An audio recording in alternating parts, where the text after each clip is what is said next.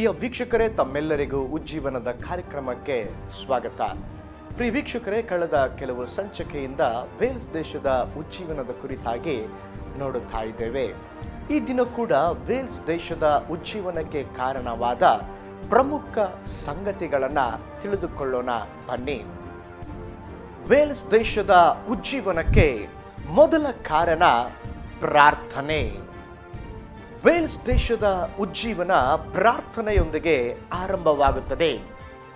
ನಾವು ದೇವರ ಎಲ್ಲ ಉಜ್ಜೀವನದ ದಾಖಲೆಗಳನ್ನು ನಾವು ನೋಡುವಾಗ ಪ್ರಾರ್ಥನೆಗಾಗಿ ಎಲ್ಲೆಲ್ಲಿ ಪ್ರಾರ್ಥನೆ ಮಾಡಿದ್ದಾರೋ ಅಥವಾ ಉಜ್ಜೀವನಕ್ಕಾಗಿ ಪ್ರಾರ್ಥನೆಯೊಂದಿಗೆ ವ್ಯಯ ಮಾಡಿದ ಗಂಟೆಗಳನ್ನು ದೇವರು ನೆನಪಿಗೆ ತರುವನು ಎಂಬುದಾಗಿ ನಾವು ತಿಳಿದುಕೊಳ್ಳಬೇಕು.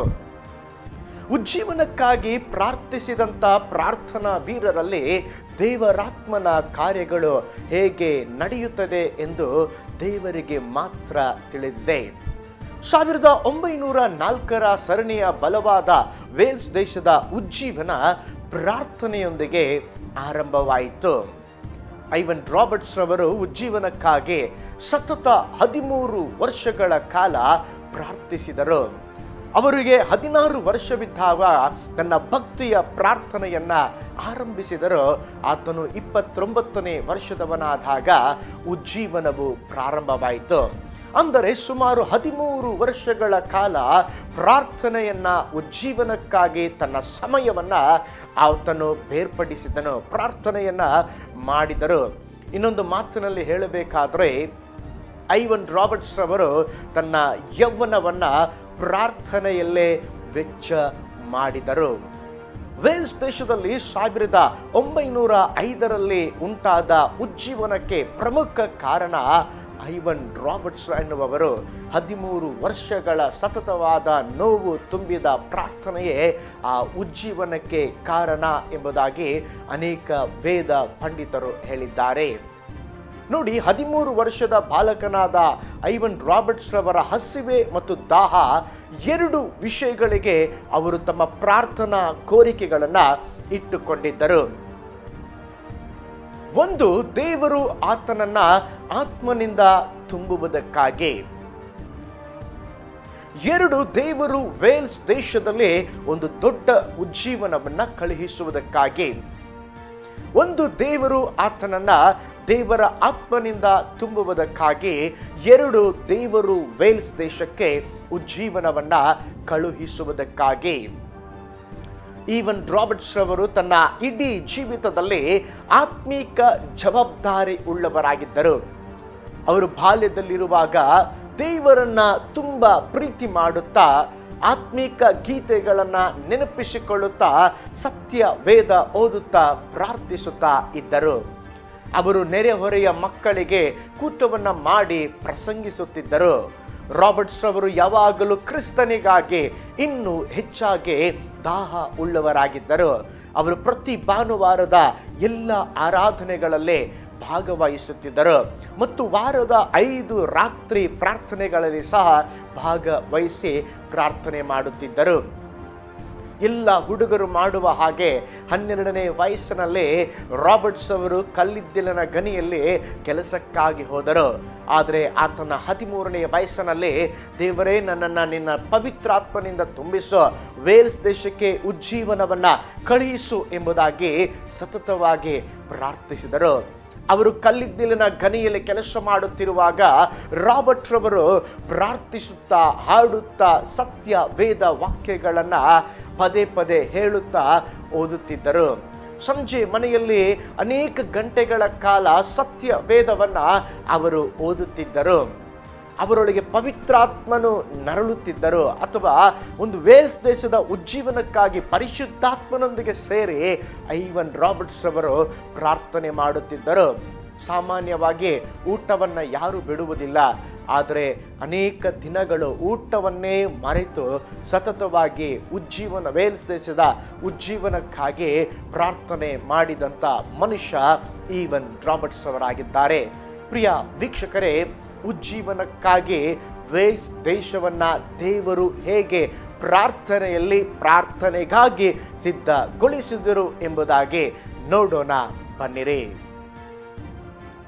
ಶತಮಾನದ ತಿರುವಿನ ಮುಂಚೆಯೇ ಶನಿವಾರ ರಾತ್ರಿ ಚಿಕಾಗೋದಲ್ಲಿರುವ ಮೂಡಿ ಬೈಬಲ್ ಇನ್ಸ್ಟಿಟ್ಯೂಟ್ ಬ್ರಿಟನ್ನಲ್ಲಿರುವ ಆನ್ಯುವಲ್ ಕೇಸ್ಟಿಕ್ ಕನ್ವೆನ್ಷನ್ನಲ್ಲಿ ಭೂಲೋಕದ ಉಜ್ಜೀವನಕ್ಕಾಗಿ ಪ್ರಾರ್ಥನಾ ಕೂಟಗಳನ್ನು ಆರಂಭಿಸಿದರು. ಮಿಷನರಿ ಪ್ರಾರ್ಥನಾ ಕೂಟಗಳು, ಸ್ಥಳೀಯ ಚರ್ಚ್ ಪ್ರಾರ್ಥನಾ ಕೂಟಗಳು ಮತ್ತು ಭಾರತ, ದೂರದ ಪೂರ್ವ ಆಫ್ರಿಕಾ, ಅಮೆರಿಕ, ಬ್ರಿಟನ್ ಮತ್ತು ಲ್ಯಾಟಿನ್ ಅಮೆರಿಕದ ಉಜ್ಜೀವನಕ್ಕೆ ವೈಯಕ್ತಿಕವಾದ ಪ್ರಾರ್ಥನೆಗಳು ನಡೆಯುತ್ತಿದ್ದವು. ಕೆಲವು ನಂಬಿಗಸ್ತ ಮಧ್ಯಸ್ಥಗಾರರು ಉಜ್ಜೀವನಕ್ಕಾಗಿ ವೈಯಕ್ತಿಕವಾಗಿ ಪ್ರಾರ್ಥಿಸುತ್ತಿದ್ದರು. ಆದರೆ ದೇವರ ಆತ್ಮನು ಚಲಿಸುತ್ತಿದ್ದು ಸಾವಿರಾರು ದೇವರ ಮಕ್ಕಳನ್ನು ದೇವರ ಆತ್ಮನು ಉಜ್ಜೀವನದ ಪ್ರಾರ್ಥನೆಗಾಗಿ ಆರಿಸುತ್ತಿದ್ದನು. 1903 ಆರಂಭದಲ್ಲಿ ವೇಲ್ಸಿನ ಯೌವನಸ್ಥರು ಉಜ್ಜೀವನಕ್ಕಾಗಿ ಪ್ರತಿ ರಾತ್ರಿ ಒಟ್ಟಾಗಿ ಸೇರಿ ಪ್ರಾರ್ಥಿಸುತ್ತಿದ್ದರು. ಇತರರು ಇದರ ಬಗ್ಗೆ ತಿಳಿದು ಅವರು ಸಹ ಇದರಲ್ಲಿ ಸೇರಿಕೊಂಡರು.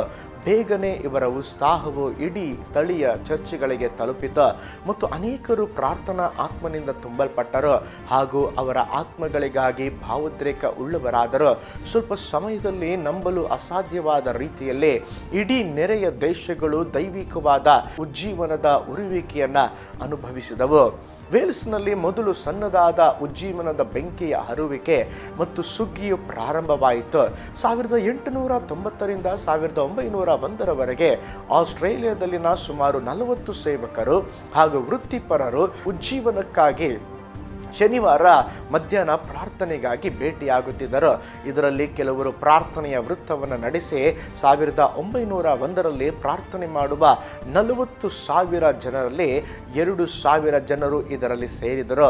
1902ರಲ್ಲಿ ಡಾಕ್ಟರ್ R.A. ಟರಿ ಅವರು ಆಸ್ಟ್ರೇಲಿಯಾ ಮತ್ತು ನ್ಯೂಜಿಲೆಂಡ್ನಲ್ಲಿ ಒಂದು ಫಲಭರಿತವಾದ ಸುವಾರ್ತಿಕ ಸಮಾವೇಶವನ್ನು ನಡೆಸಿದರು. ಈ ಜೀವನ ಒಂದು ದೃಶ್ಯದಂತೆ ಉತ್ಪಾದನೆಯಾಯಿತು. 1900ರಲ್ಲಿ ಜಪಾನ್ನಲ್ಲಿ ನಡೆದ ಪ್ರಾರ್ಥನಾ ಚಳವಳಿ ಸುವಾರ್ಥ ಮತ್ತು ಎಚ್ಚರಗೊಳ್ಳುವ ಸಮಯದವರೆಗೂ ಅಭಿವೃದ್ಧಿಯಾಯಿತು.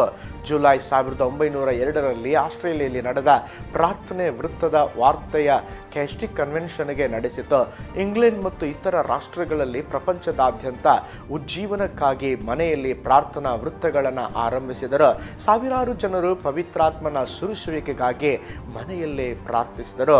1901ರಲ್ಲಿ ಪಂಡಿತ್ ರಮಾಬಾಯಿ ವಿಧವೆಯರಿಗೆ ಮತ್ತು ಕ್ಷಾಮದಿಂದ ನಿರಾಶ್ರಿತರಾದವರಿಗೆ ಉತ್ತರ ಮುಂಬಯಿಯ ಮುಕ್ತಿ ಎಂಬಲ್ಲಿ ವಿಶೇಷ ಪ್ರಾರ್ಥನೆಯನ್ನು ಆರಂಭಿಸಿದರು. ಡಿಸೆಂಬರ್ ಮತ್ತು ಜನವರಿಯಲ್ಲಿ 1200 ಸ್ತ್ರೀಯರು ಮಾನಸಾಂತರ ಹೊಂದಿ ದೀಕ್ಷಾ ಸ್ಥಾನ ಪಡೆದುಕೊಂಡರು. 1902ರಲ್ಲಿ 3 ವಾರಗಳ ಉಜ್ಜೀವನದಲ್ಲಿ ಮತ್ತೆ 600 ಜನರು ರಕ್ಷಣೆ ಹೊಂದಿದರು. ಯಾವಾಗ ರಮಾಬಾಯಿಯವರು 1903ರಲ್ಲಿ ಆಸ್ಟ್ರೇಲಿಯಾದಲ್ಲಿ ನಡೆಯುತ್ತಾ ಇದ್ದ ಟೌರಿ ಈ ಜೀವನದ ವಿಷಯವನ್ನು ಕೇಳಿದರು, ಅವರು ಆಸ್ಟ್ರೇಲಿಯಾದಲ್ಲಿರುವ ಕ್ರೈಸ್ತರಿಗೆ ತಾನು ಭಾರತದಲ್ಲಿ ಮಾಡುವ ಕೆಲಸಕ್ಕಾಗಿ ಪ್ರಾರ್ಥನೆಯಲ್ಲಿ ಮುಂದುವರಿಸಲು ಕೇಳಿಕೊಂಡರು. ಅವರು ಸ್ವತಃ ತಮ್ಮ ಸಂಸ್ಥೆಯ ಮುಕ್ತಿಯಲ್ಲಿ 10 ಹುಡುಗಿಯರೊಂದಿಗೆ ಪ್ರಾರ್ಥನೆಯ ಒಂದು ಕೂಟವನ್ನು ನಡೆಸುತ್ತಿದ್ದರು. ರಮಾಬಾಯಿಯವರು ವೇಲ್ಸ್ನ ಉಜ್ಜೀವನದ ವಿಷಯ ಕೇಳಿದಾಗ ಹುಡುಗಿಯರೊಂದಿಗೆ ಇನ್ನೂ ಹೆಚ್ಚಾಗಿ ಶ್ರದ್ಧೆಯಿಂದ ಪ್ರಾರ್ಥಿಸುತ್ತಿದ್ದರು. 1905 ಜೂನ್ 30ರಂದು ಭಾರತಕ್ಕೆ ಉಜ್ಜೀವನ ಬಂತು. ಕೆಲವು ವರ್ಷಗಳ ತನಕ ವೇಲ್ಸಿನ ಅನೇಕ ಭಾಗಗಳಲ್ಲಿ 2 ಅಥವಾ 3 ಗುಂಪಾಗಿ ದಿನಾಲೂ ಸತತವಾಗಿ ಉಜ್ಜೀವನಕ್ಕಾಗಿ ಪ್ರಾರ್ಥಿಸುವಂತೆ ದೇವರು ಅವರಿಗೆ ಪ್ರೇರೇಪಿಸುತ್ತಿದ್ದರು. 1903 ಜನವರಿಯಲ್ಲಿ ವೇಲ್ಸಿನ ಯೌವನಸ್ಥ ಸೇವಕರಿಗೆ ಯೆಶಾಯ 64 1ನೇ ಅಧ್ಯಾಯ, ನೀನು ಆಕಾಶವನ್ನು ಸೀಳಿ ಇಳಿದು ಬರಬಾರದೆ, ನಿನ್ನ ದರ್ಶನವು ಉಂಟಾಗಿ ಪರ್ವತಗಳು ಅಲುಗಿದರೆ ಎಷ್ಟೋ ಒಳ್ಳೆಯದು, ಈ ವಾಕ್ಯದ ಪ್ರಕಾರ ಪ್ರಾರ್ಥಿಸಲು ಹೇಳಿದರು. ಕೆಲವೇ ವಾರಗಳಲ್ಲಿ ಅನೇಕ ಸೇವಕರು ಪ್ರಾರ್ಥನೆಗಾಗಿ ಸಮರ್ಪಿಸಿದರು. ಇನ್ನೊಂದು ಸ್ಥಳದಲ್ಲಿ 4 ಯೌವನಸ್ಥರು ಉಜ್ಜೀವನಕ್ಕಾಗಿ ಪ್ರಾರ್ಥಿಸಲು ದಿನಾರಾತ್ರಿ ಸೇರುತ್ತಿದ್ದರು ಮತ್ತು 2 ತಿಂಗಳುಗಳಲ್ಲಿ ಪರ್ವತದ ಮೇಲೆ ಪ್ರಾರ್ಥನೆಗಾಗಿ ರಾತ್ರಿಯಲ್ಲಿ ಭೇಟಿಯಾದರು. ದೇವರು ನಂಬಿಗಸ್ತ ಮಧ್ಯಸ್ಥಗಾರರ ಕರ್ತನ ಬಲವಾದ ಅಂತಾರಾಷ್ಟ್ರೀಯ ಉಜ್ಜೀವನಕ್ಕಾಗಿ ಸಿದ್ಧತೆ ಮಾಡುತ್ತಿದ್ದರು. ಪ್ರಿಯ ವೀಕ್ಷಕರೇ, ವೇಲ್ಸ್ ದೇಶದ ಉಜ್ಜೀವನಕ್ಕೆ ಪ್ರಥಮ ಕಾರಣ ಪ್ರಾರ್ಥನೆ. ನಾನು ಅನೇಕ ಸಾರಿ ಹೇಳಿದ್ದೇನೆ, ಎಲ್ಲಿ ಪ್ರಾರ್ಥನೆಯ ಚಳವಳಿ ಅಥವಾ ಪ್ರಾರ್ಥನೆ ಪ್ರಾರಂಭವಾಗುತ್ತದೆಯೋ ಅಲ್ಲಿ ಉಜ್ಜೀವನ ಪ್ರಾರಂಭವಾಗುವಂಥದ್ದಾಗಿದೆ. ಪ್ರಾರ್ಥನೆ ಇರುವ ಸ್ಥಳದಲ್ಲಿ ಉಜ್ಜೀವನ ಇರುವಂಥದ್ದಾಗಿದೆ, ಉಜ್ಜೀವನ ಇರುವ ಸ್ಥಳದಲ್ಲಿ ಪ್ರಾರ್ಥನೆ ಇರುವಂಥದ್ದಾಗಿದೆ. ಇವೆರಡು ಒಂದಕ್ಕೊಂದು ಬಿಟ್ಟು ಇರಲಾರದು, ಒಂದಕ್ಕೊಂದು ಹೆಣೆದುಕೊಂಡಿರುವಂಥ ಒಂದು ಸಂಗತಿಯಾಗಿದೆ. ಪ್ರಿಯ ವೀಕ್ಷಕರೇ, ಮೊದಲನೇದಾಗಿ ನಾನು ಹೇಳಿದೆ, ವೇಲ್ಸ್ ದೇಶದ ಉಜ್ಜೀವನಕ್ಕೆ ಮೊದಲ ಕಾರಣ ಪ್ರಾರ್ಥನೆ. ಕೇವಲ ದೇವರು ವೇಲ್ಸ್ ದೇಶದ ಐವನ್ ರಾಬರ್ಟ್ಸ್ ಅವರನ್ನು ಮಾತ್ರ ಸಿದ್ಧಗೊಳಿಸಲಿಲ್ಲ.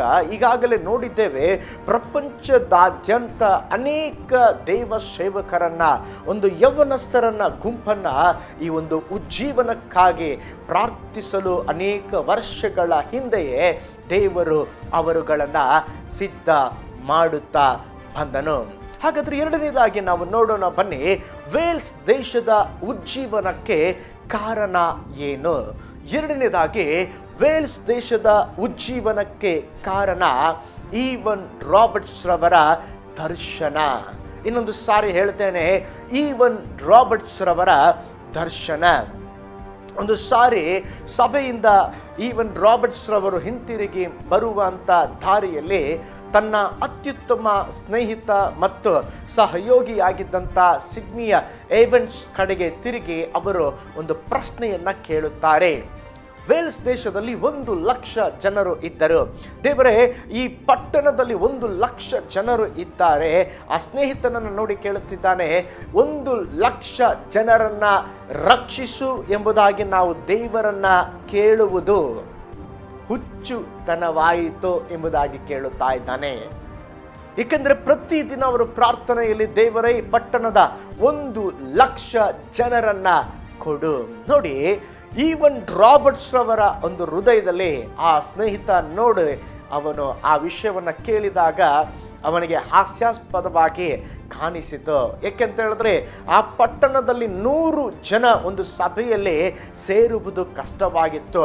ಹೇಗೆ 1,00,000 ಜನರು ಯೇಸುವನ್ನ ನಂಬಬಹುದು? ಆದರೆ ಈವನ್ ರಾಬರ್ಟ್ಸ್ ರವರ ಒಳಗಡೆ ಒಂದು ಪ್ರಾರ್ಥನೆಯ ಭಾರ, ಅದಕ್ಕಿಂತಲೂ ಇನ್ನೊಂದು ಕಾರ್ಯ ಏನೆಂದರೆ, ಅವರ ಒಳಗಡೆ ಒಂದು ದರ್ಶನ ಇತ್ತು. ಆ ದರ್ಶನ ಏನಂತ ಹೇಳಿದ್ರೆ, ದೇವರೇ, ಈ ಪಟ್ಟಣದಲ್ಲಿ ಇರುವಂತ 1,00,000 ಜನರನ್ನ ನೀನು ಕೊಡುವಿ, ಅದನ್ನ ನಮ್ಮ ಕಣ್ಗಳು ಕಾಣಲಿಕ್ಕಿದೆ ಎಂಬಂತ ಒಂದು ದರ್ಶನದ ಒಂದು ಕಿಚ್ಚು ಹತ್ತಿ ಉರಿಯುತ್ತಾ ಇತ್ತು. ಅದರ ನಿಮಿತ್ತವಾಗಿ ಆ ದರ್ಶನವನ್ನ ಅವರು ಕಳೆದುಕೊಳ್ಳಲಿಲ್ಲ. ಆ ದರ್ಶನವನ್ನ ಹಿಡಿದು ಪ್ರಾರ್ಥನೆ ಮಾಡಲಿಕ್ಕೆ ಪ್ರಾರಂಭಿಸಿದರು. ಹೇಗೆ ಅವರ ದರ್ಶನದ ಮತ್ತು ಪ್ರಾರ್ಥನೆಯ ನಿಮಿತ್ತ ದೇಶದಲ್ಲಿ ಉಜ್ಜೀವನ ಉಂಟಾಯಿತು ಎಂಬುದಾಗಿ ನೋಡೋಣ ಬನ್ನಿರಿ. ವೇಲ್ಸ್ ದೇಶದ ಉಜ್ಜೀವನಕ್ಕೆ ಪ್ರಮುಖ ಕಾರಣ ಈವನ್ ರಾಬರ್ಟ್ಸ್ ಅವರ ಉಜ್ಜೀವನದ ದರ್ಶನ. ರಾಬರ್ಟ್ಸ್ ರವರು 1,00,000 ಆತ್ಮಗಳಿಗೆ ಪ್ರಾರ್ಥನೆ ಮಾಡಲು ಆರಂಭಿಸಿದರು ಮತ್ತು ಕ್ರಿಸ್ತನಿಗೆ 1,00,000 ಆತ್ಮಗಳನ್ನು ಗಳಿಸುವ ಒಂದು ದರ್ಶನವನ್ನ ಈವನ್ ರಾಬರ್ಟ್ಸ್ ಅವರಿಗೆ ದೇವರು ಕೊಟ್ಟರು. ಅವರು ನಮ್ಮನ್ನ ದೈವಿಕ ಬೆಂಕಿ ಆವರಿಸಿಕೊಂಡಿದೆ ಎಂದು ಹೇಳಿದರು. ಪವಿತ್ರಾತ್ಮನು ಮುನ್ನಡೆಸುವ ವಿಧೇಯತೆಯ ಅವಶ್ಯಕತೆಯನ್ನ ರಾಬರ್ಟ್ಸ್ ಭಾವಿಸಿದನು.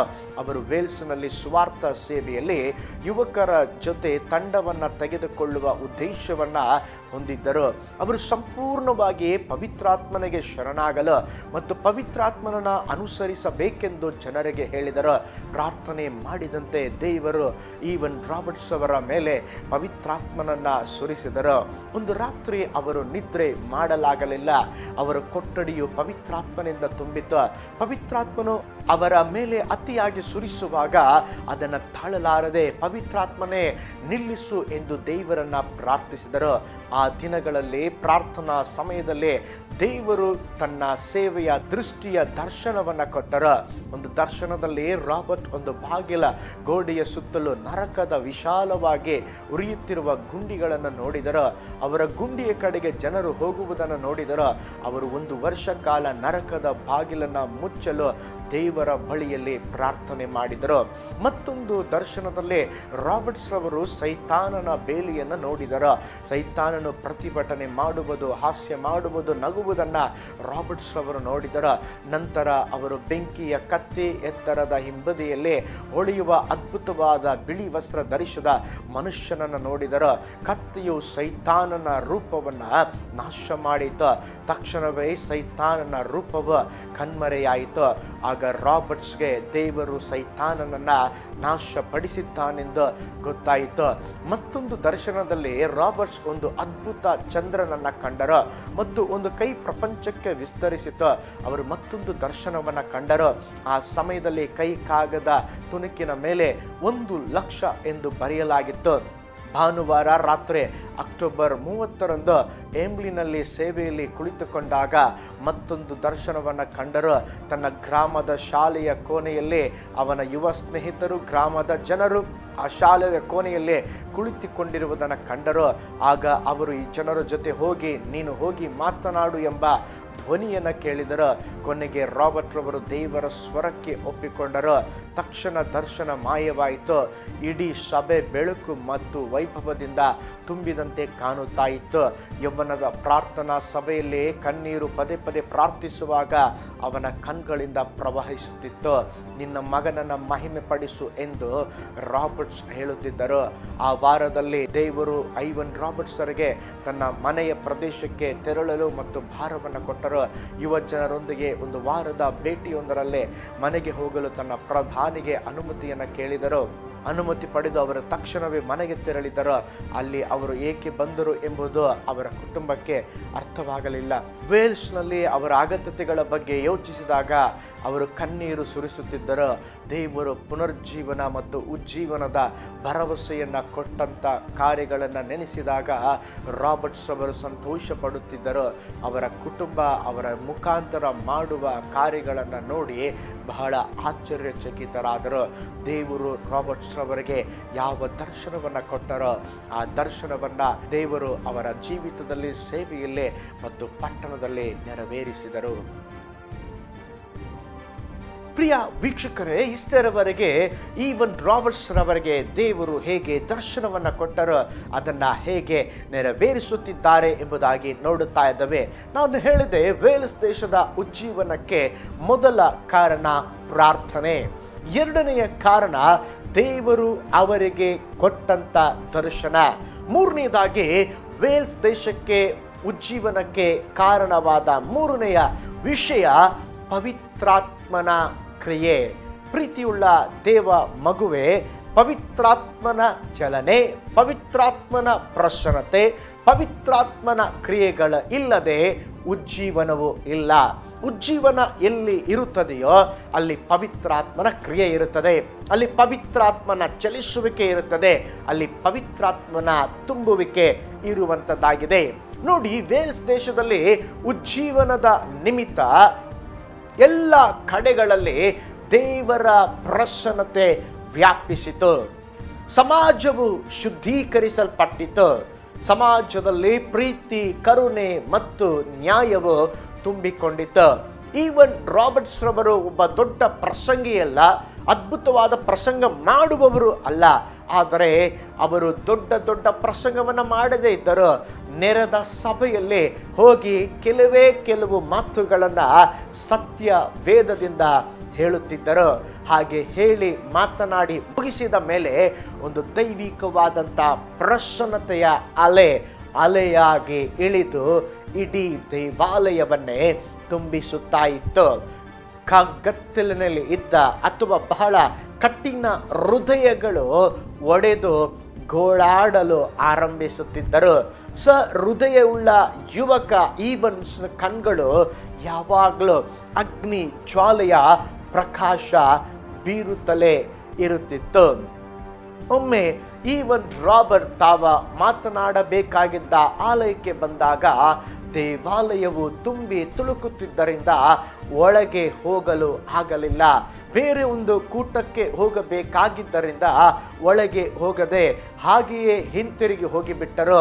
ಈವನ್ ರಾಬರ್ಟ್ಸ್ ರವರು ಆ ಸ್ಥಳದಲ್ಲಿ ಇಲ್ಲದೇ ಇದ್ದಾಗಲೂ ಕೂಡ ಆ ಸ್ಥಳದಲ್ಲಿ ಪರಿಶುದ್ಧಾತ್ಮನು, ಪವಿತ್ರಾತ್ಮನು ಮಹಿಮೆಯಾಗಿ ಇಳಿದನು. ಉಜ್ಜೀವನದ ಅಗ್ನಿ ಸುರಿಸಲ್ಪಡುತ್ತಲೇ ಇತ್ತು. ಹೌದು ಪ್ರಿಯರೇ, ಅದಕ್ಕೆ ಬೈಬಲಲ್ಲಿ ನೋಡುತ್ತೇವೆ. ಪ್ರಲಾಪಗಳ 5ನೇ ಅಧ್ಯಾಯ 22ನೇ ವಚನದ ಹಾಗೆ, ಕರ್ತನೇ ನಮ್ಮನ್ನ ನಿನ್ನ ಕಡೆಗೆ ತಿರುಗಿಸು, ನೀನು ತಿರುಗಿಸದ ಹಾಗೆ ತಿರುಗುವೆವು, ಪೂರ್ವಕಾಲದ ಸುಸ್ಥಿತಿಯನ್ನ ನಮಗೆ ಮತ್ತೆ ದಯಪಾಲಿಸು ಎಂಬ ವಾಕ್ಯದ ಪ್ರಕಾರವಾಗಿ ಆ ಸಭೆಯ ಜನರು ಗೋಳಾಡಿ ಪ್ರಾರ್ಥನೆ ಮಾಡುತ್ತಿದ್ದರು. ಹೌದು ಪ್ರಿಯರೇ, ಪರಿಶುದ್ಧ ಆತ್ಮನ ಚಲನೆ ಎಲ್ಲಿ ಇರುತ್ತದೋ ಅಲ್ಲಿ ಉಜ್ಜೀವನ ಇರುವಂಥದ್ದಾಗಿದೆ. ಹಾಗಿರುವುದಾದರೆ ವೇಲ್ಸ್ ದೇಶದ ಉಜ್ಜೀವನಕ್ಕೆ 3ನೆಯ ಪ್ರಮುಖ ಕಾರಣ ಪರಿಶುದ್ಧ ಆತ್ಮನ ಚಲಿಸುವಿಕೆ. ಪ್ರಿಯ ವೀಕ್ಷಕರೇ, ನಾನು 3 ಸಂಗತಿಗಳನ್ನು ನಿಮ್ಮೊಂದಿಗೆ ನಾನು ಹೇಳಿದೆ. ವೇಲ್ಸ್ ದೇಶದ ಉಜ್ಜೀವನಕ್ಕೆ ಮೊದಲ ಕಾರಣ ಪ್ರಾರ್ಥನೆ. 2ನೇದಾಗಿ ಈವನ್ ರಾಬರ್ಟ್ಸ್ ಅವರಿಗೆ ಕೊಟ್ಟಂಥ ದರ್ಶನ. 3ನೇದಾಗಿ ಪವಿತ್ರಾತ್ಮನ ಚಲಿಸುವಿಕೆ. ನೋಡಿ, ಉಜ್ಜೀವನ ಉಂಟಾದ ಒಂದೇ ತಿಂಗಳಲ್ಲಿ ವೇಲ್ಸ್ ದೇಶದಲ್ಲಿ ಅನೇಕರ ಜೀವಿತ ಬದಲಾಯಿತು. ಕುಡಿತದಲ್ಲಿ ಇರುವವರು, ಜೂಜಾಡುವವರು, ದುರ್ಗುಣದಲ್ಲಿ ಇರುವವರು, ಕುಟುಂಬದಲ್ಲಿ ವೈಷ್ಣವದಲ್ಲಿ ಇರುವವರು, ಸಾಲಗಾರರು, ಸಾಂಸ್ಕೃತಿಕ ಜೀವನ ಶೈಲಿಯಲ್ಲಿ ಇರುವವರು, ಅನೇಕ ಜನರು ಬದಲಾದರು.